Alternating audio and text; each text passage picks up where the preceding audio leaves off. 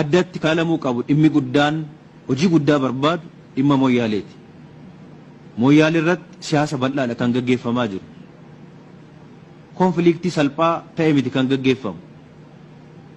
Sun bishinaan karoora cimaadhaan hojjechuu barbaada. Kana bal'inaan asirratti kaasuu hin barbaadu. Abbootiin gadaa Booranaa sirriitti hin beeku mari'annee jirra waan ta'eef dhimma sirriitti hojjetamuu qabu. Dhimmi Mooyaalee dhimma Booranaa qofa miti, dhimma Oromoo guutuuti. Dhimmi Mooyaalee. Oromiyaan international gate balbala addunyaatti baasu qabaachuun irra jiraatti. Lixarrattis haa ta'u, baharrattis haa ta'u, kibbarratti qabaachuun barbaachisaadha. Maaliif? Ammaan booda xiyyeeffannaan keenya, hojiin keenya misoomoo jenne daldala. Daldalli keenya guddaan jiru keessaa tokko karaa kibba kanaan kan qabnu wanta baay'ee hojjenne. Jireenyi Booranaa horsiisee bulaadha, beellada qaba. Gabaa garuu hin qabu. Booran yeroo hunda beellada gurgurachuudhaaf Finfinnee ilaaluun irra hin jiraatu. Moqaadishoon isaaf gabaa ta'uu danda'uu qaba. Naayiroobiin isaaf gabaa ta'uu qaba. Mombaasaan isaaf gabaa ta'utu irra jiraatu. Finfinnee dhufuur Mooyaalee kaasee hanga Isoolootti Marsabeet guutuun kan Booranni keessa jiraatu akka barbaadetti keessatti hojjechuu danda'u hin barbaachisa balballi sun. Yooyaa harka fuunee akka mul'atan kabajamtoota dhaggeeffattoota miidiyaa Angaatuu egaa dhiyeenya kana akka malee isinirraa bannee jirra nuuf falchaa isiniin jechaa amma immoo karaa qindaa'aa ta'een deebi'uu keenya isinii ibsuu barbaanna. Miidiyaan Angaatuu qophiilee odeeffannoowwan adda addaa akkasumas karaa seenaa afaanii fi dhimmoota aadaatis dabalatee kan isinii dhiyeechuu sagantaa adda addaa isin biraan gahaa tureera. Ammas kan isin biraan ga'u ta'uu isin hubachiisa. Miidiyaa keenya subscribe, share, like gochuudhaan akka nu bira dhaabbattan kabajaan isin gaafanna. Egaa dhimmi sardaan tibba kana Oromiyaa keessa deemaa jiru kanarra nu isin biraan ga'uu feenu dhimma Mooyaaleeti. Mooyaaleen karaa takkittiin Oromoon gama kibbaatiin qabu uummata Booranaa gidduutti kan argamtu, daangaa biyya Keeniyaa fi biyya Itoophiyaa gidduutti kan argamtu yeroo ammaa kana guutummaatti fudhatamtee mootummaa Sumaalee jala galuu fi manni maree bulchiinsa mootummaa naannoo Sumaaleetis Mooyaalee Sumaalee jala galuu akka mirkaneechan odeeffannoon bahaa jira. Mootummaan isaa gammaatti kana hin waaqanne haa ta'uuti sabboontoonni Oromoo qabsaa'onni fi namoonni waan kana quba qaban irra deddeebiin irraa dubbachaa jiranii gama Sumaaleetiin Mooyaaleen ifatti isaan jala galuu labsanii jiru. Kana duras godinni tokko godina Daawaa kan jedhamu kan amma bulchiinsa mootummaa naannoo Sumaalee jala galee jiru guutummaatti lafa Booranaa akka ture warri Booranaa gosaan jiran sirriitti himaa turanii iyyaa turaniiru. Egaa kun waan baay'ee nama gaddisiisudha, akka waan akkaanis nama saalfachiisudha. Mooyaaleen yeroo dheeraadhaaf gaaffii siyaasa Oromoo keessaa tokko ta'aa turte. Garuu bulchiinsi amma aangorra jiru dhimma Mooyaalee kana ifatti waan tikaa'ee yookiin wanti deemaa jiru kun maal akka ta'ellee uummata ifa gochuu hin dandeenye. Haaluma kanaan namoonni siyaasa bebbeekamoon hedduun mormii dhageessisaa jiru. Uummanni Oromoo Booranaatis falmii dhageessisaa jira. Har'a ganama kanammoo hiriira mormii ba'uudhaan haalli kuni kanuma wal qabatee addi bilisummaa Oromoo ABO'nis ibsa waan kana balaaleffatu ibsa har'a guyyaa kana baasee jira. Adoolessa 27 bara 2025 akka lakkoofsa Awurooppaatti guyyaa har'aa kana baasee jira jechuudha. Haaluma kanaan gaa dubbii ijoo falmii guddaa kaasee ta'ee jira dhimmi Mooyaalee kan Oromoon daangaa addunyaawaa gama kibbaatiin qabu. Oromoon lama qofa qaba, gama Suudaanii fi gama kibbaa Keeniyaa kana qofaan qaba jechuudha. Ishiyyuu kan kibbaa Mooyaalee takkitti tana giddugala gabaa East Africa illee ta'uu dandeessi kan jedhamtu tana guutummaatti fuudhanii Somaaleedhaa dabarsanii jiru. Karri Oromoon takkittiin qabu sun jala cufamtee jirti jechuudhaan Oromoon bo'aa jira. Haa ta'u addatti bifa qindaa'aa ta'een haga ammaa ibsa kan kenne adda bilisummaa Oromooti. Ibsa adda bilisummaa Oromoo kenne kana akka jirtu isiniin biraan geenya hanga xumuraatti akkan waliin turtan ammas abdii qabnaa ibsichi kennooti. Adda bilisummaa Oromoo yoo jalqabu mata dureedhuma ibsa isaatirratti daba siyaasaan daangaa Oromiyaa dabarfamee kennamu hin eeyyamnu jechuudhaan ijoo dubbii isaa godhee ibsa balaaleffannaa kana baaseera. Qe'een Oromoo bara baraan irra jiraataa turee fi jiru lafa Oromoo Oromiyaadha. Lafti Oromoon dhiigaa fi lafee isaan tikfatee asiin ga'e daba siyaasaan dabarfamee daangaa ollaatti citu Oromoo fi uummata ollaa keenya obboloota keenya jidduutti yoo cittee yookiin gara hanquu uume waliin jireenya olloomaa fi obbolummaa booressee hokkora caalu dhalchuun dhalootatti booree uume malee bu'aa siyaasaaf jecha qumaara dhuma hin qabne bulchitoota mootummoota naannoo gamaa gamanaa fi mootummaa federaalaa Itoophiyaa gaggeessuun uummanni dantaan addaa argatu kanaan duras hin turre ammas hin jiru borus hin jiraatu jedha Adda Bilisummaa Oromoo.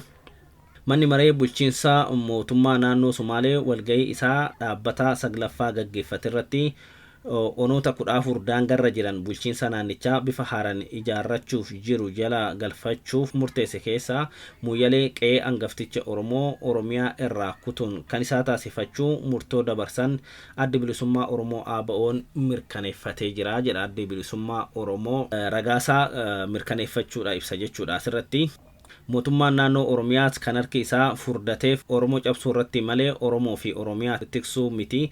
Bulchiinsa maqaaf Oromoon jala bulaa jiru mootummaa naannoo Oromiyaa jalatti Oromiyaan kallattii hedduun daangaan ishee sarbamee mootummaa naannoo Sumaalee jala galee jira.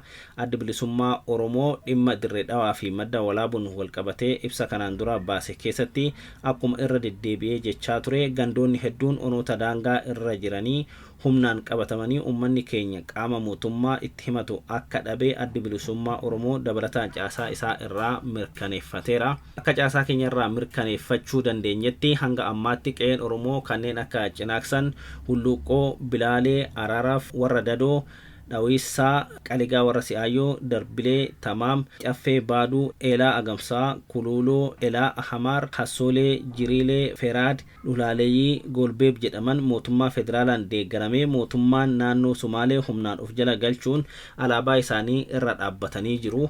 Murtoo daba siyaasaaf jecha akka qe'ee abbaa hin qabneetti saamicha lafaa fi lafee Oromoo irratti mootummaan naannoo Sumaalee murteesse qe'ee abbaa qabdu humnaan dhuunfachuuf abbaluu qofa osoo hin taane labsii waraanaa uummata Oromoo irratti labsuudha jennee fudhannaa jedha Adda Bilisummaa Oromoo.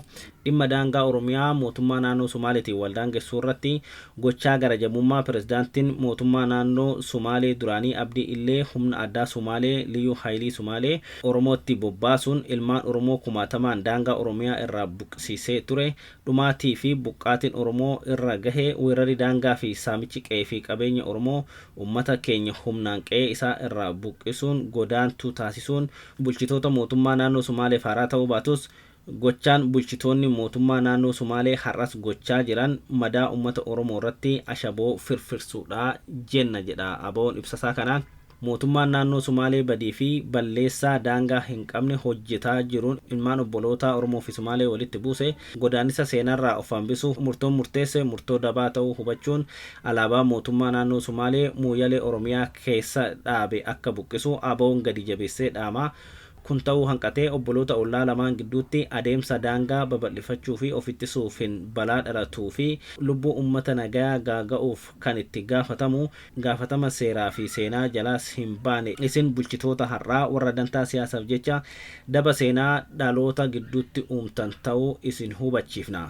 Gama mootummaa naannoo Oromiyaa ofiin jedhuuf dhaadannoon isaanii harka furdaa Oromoon cabsanii Oromoo akka boqoo ol hin qabanne gochuun aangoo siyaasaa isaanii dheereffachuu malee mootummaa uummataan uummataaf ijaarame dhiibbaa fi dhiittaa Oromoo irra gahe irraa qolatu akka hin taane taatee yeroodhaa yerootti kallattii cufaan weerarri daangaa qubattootaa fi saamtotaan gaggeeffamu ajandaa isaanii akka hin taane argaa turre ammas waan jedhan hin qaban bulchiinsa isaanii jalatti dhiibbaa fi dhiittaa gosa hundaa Oromoo irratti raawwachuuf kan itti gaafatamu addatti bulchiinsa mootummaa naannoo Oromiyaati jedha ABO'n.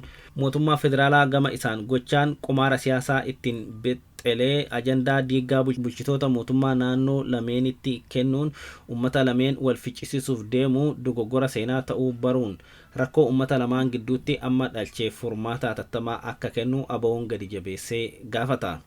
Maayirratti uummanni keenya aggaamii gosa kamiituu deemu ofirraa qolattee mirga kee kabachiifachuuf eeyyama eenyuyyuu gaafachuun akka sirra hin jirre bartee kabajaa fi ulfina qe'ee kee irratti qabdu ofitti godhiin dhaamsa keenyaa jedha Adda Bilisummaa Oromoo ibsa guyyaa har'aa baase kanaan. Egaa Sumaaleen lafa iji Oromoo hunduu irra jirtudha. Bakka tan ammoo mootummaan naannoo Sumaalee karaa seerawaa fakkaatuun karaa eeyyamni addaa bulchiinsa mootummaa naannoo Oromiyaa fi mootummaa federaalaa irraa argate fakkaatuun ifatti mana marii kaabinee naannichaatiin mirkaneeffatee alaabaasaa irraa dhaabbachuutu himamaa jira. Egaa yeroo ammaa kana Oromiyaan haala akkanaa keessa jirti. Kana durasi daangaa Oromiyaa Boorana irraa kaasee hanga Bordoddee gahutti naannoo Somaalee wajjin lafa bal'aadhaan wal daangessu daangaa isaanii baay'ee dheerata jechuudha. Naannolee kamiyyuu caalaadha. Bakkoota ibsaa adda bilisummaa Oromoo keessatti kaafaman kana hundayyuu Somaaleen akka fudhattee alaabaa ofii irra dhaabbattetu dubbatamaa jira. Ragaaleen hedduunis kanuma mirkaneessanii haga ammaatti garuu mootummaan naannoo Oromiyaa waan jedhe hin qabu. Egaa ittaansee waan jiru immoo jala buunee hordofnee kan isin biraan geenyu ta'a. Ammaaf kana qabannee dhufne kabajamtoota hordoftoota keenya miidiyaa keenya subscribe gochuu hin dagatinaa isiniin jenna. Galatooma. Bandera lamaan hin bul. Bandera lamaan hin bul. Mooyyal. Lafaaf lafeteen. Mooyyal. Lafaaf lafeteen. Ilaat. Lafaaf lafeteen. Lafaaf lafeteen. Odaan diimaan. Lafaaf lafeteen. Laf lafeen gootarraa cab. Dabarsinee kennin. Saamichi daangaa ni balaaleffan. Lafti teen lafeteen. Lafti teen lafeteen. Lafti teen lafeteen. Laf lafeen gootarraa cab. Dabarsinee kennin. Wofaaf lafeteen. Wofaaf lafeteen. Akka tajwaraaf naanna'ee. Akka tajwaraaf naanna'ee. Alaabaan kutaa shanii. Daangaa Oromiyaa irraa buqqa'u. Harargee irraa buqqa'u. Baalee ba'aa irraa buqqa'u. Booran irraa buqqa'u. Booyyal irraa buqqa'u. Murteen mootummaan naannoo shanii dabarse ni balaaleffan. Ni balaaleffan. Mootummaan naannoo Oromiyaa. Mootummaan naannoo Oromiyaa. Waa'ee saamichi lafaa jal'ise. Mootummaan naannoo Oromiyaa. Waa'ee saamichi lafaa maal jedhe? Lafti teen lafeteen.